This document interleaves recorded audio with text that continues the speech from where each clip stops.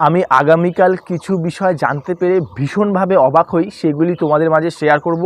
তোমরা বিশ্বাসই করতে পারবা না, পৃথিবীতে 98% মানুষ আছে যারা নিজেদের স্বপ্ন লক্ষ্য পূরণ না করেই মারা যায়, এবং 2% মানুষ আছে মাত্র যারা নিজেদেরকে সফল ব্যক্তিরূপে দেখতে পারে অথবা সফল হয়। এটা কেন? দেখুন, বেশিরভাগ মানুষই নিজেকে বিশ্বাস করে না। তারা এটা ভাবে না যে আমরা নিজেদের স্বপ্ন ইচ্ছা বা লক্ষ্য পূরণ করতে পারি, তাই তারা পারে না। তারা ব্যর্থতার ভয়ে বা হেরে যাওয়ার ভয়ে চেষ্টা না করেই আগের থেকে হার মেনে নেয়। তাহলে তারা কিভাবে সফল হবে? তারা কোনো কাজ শুরু করলেই সেই কাজ থেকে ফলাফল না পেলে তারা ধৈর্য হারিয়ে ফেলে এবং কাজটা ছেড়ে দেয়। তারা নিজের প্রতি বিশ্বাসই রাখতে পারে না যে আমিও পারি, আমি কারো থেকে কম না। এই জিনিসগুলি তারা মনেই করে না। তারা নিজেকে এত দুর্বল ভাবে, তারা নিজেকে এতটাই নিচু নজরে দেখে, যার কারণে তারা সবার থেকে পিছিয়ে থেকে যায়। তাই বন্ধুরা, ভুলেও নিজেকে দুর্বল ভাববেন না, নিজেকে ভুলেও নিচু নজরে দেখবেন না। কারণ আপনি কারো থেকে কম না। আপনি হলেন ঈশ্বরের তৈরি পৃথিবীর সর্বশ্রেষ্ঠ জীব, এবং ঈশ্বর আপনাকে মানুষরূপে এই পৃথিবীতে পাঠিয়েছে ব্যর্থ হয়ে, অসফল হয়ে, গরিব হয়ে মরার জন্য না। সফল, সমৃদ্ধশালী, জ্ঞানী ব্যক্তি হওয়ার জন্য ঈশ্বর আপনাকে মানুষরূপে পাঠিয়েছে, যাতে আপনি নিজেকে তৈরি করেন, যাতে আপনি নিজেকে ধ্বংস হতে না দেন। এইভাবে নিজেকে তৈরি করুন, নিজেকে বিশ্বাস করুন, নিজেকে ভালোবাসুন। একটা বিষয় আমি জানতে পেরে অবাক হলাম, ভারতে প্রায় 1% মানুষ মাসে 1 লাখ টাকা উপার্জন করে, এবং 90% মানুষ মাসে 25,000 টাকা উপার্জন করে। তাহলে আপনারা ভাবতে পারছেন মানুষ এটা কেন করতেছে, বা এই জিনিসটা কেন? কারণ 8-10 হাজার টাকা স্যালারিতেই মানুষ সন্তুষ্ট হয়ে যাচ্ছে। মানুষ নিজেদের ইনকাম বাড়াতে চায় না। মানুষ দ্বিতীয় কোনো ইনকাম সোর্স খুঁজতে হবে, সেটাই মানুষ খোঁজার চেষ্টা করে না। মানে তারা কমফোর্ট জোনের মধ্যেই থাকতে ভালোবাসে, নতুন কিছু করতে চায় না, তারা ঝুঁকি নিতে চায় না, বা তারা অন্যরকম আলাদা রকম কিছু করে যে নিজেকে তৈরি করবে, নিজের একটা পরিচয় বানাবে, সেটাই মানুষ চায় না। এরকমটা কেন? কারণ মানুষ ভয় পায়, রিস্ক নিতে ভয় পায়, মানুষ হেরে যেতে ভয় পায়, মানুষ সমালোচনার ভয় পায়। এই কারণে মানুষ নতুন কিছু শুরু করতে পারে না।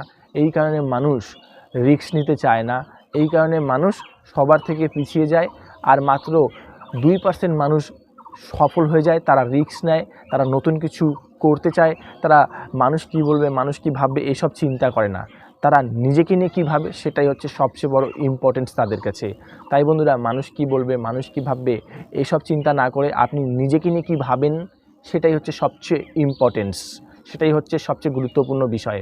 কারণ আপনি নিজেকে নিয়ে যেমন ভাববেন, আপনি নিজেকে নিয়ে যেমন বিশ্বাস করবেন, ভবিষ্যতে আপনি ঠিক তেমন ধরনের ব্যক্তি তৈরি হয়ে যাবেন।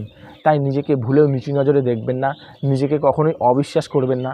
কারণ আপনি যদি নিজেকে বিশ্বাস করে বলেন আমিও পারি মাসে 1 লাখ টাকা উপার্জন করতে, আমিও পারি সফল ব্যক্তি হতে, আমি কারো থেকে কম না, আমি পারবো, আমি পারবো, আমি অবশ্যই পারবো, এইভাবে যখন আপনি নিজেকে প্রতিনিয়ত বলতে থাকবেন, তখন দেখবেন আপনার মাইন্ড আপনাকে রাস্তা দেখানো শুরু করবে যে এইভাবে তুই 1 লাখ টাকা উপার্জন করতে পারিস।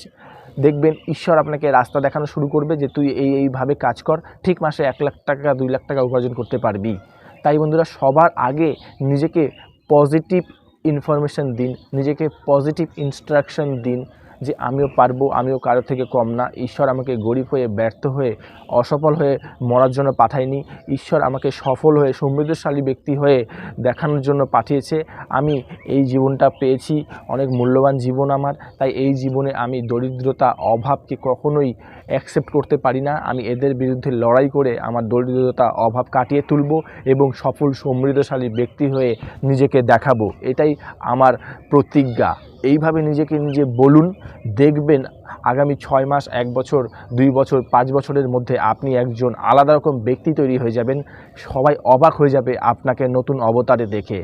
তাই ভুলেও নিজেকে নিচু নজরে দেখবেন না, ভুলেও নিজেকে সন্দেহ করবেন না।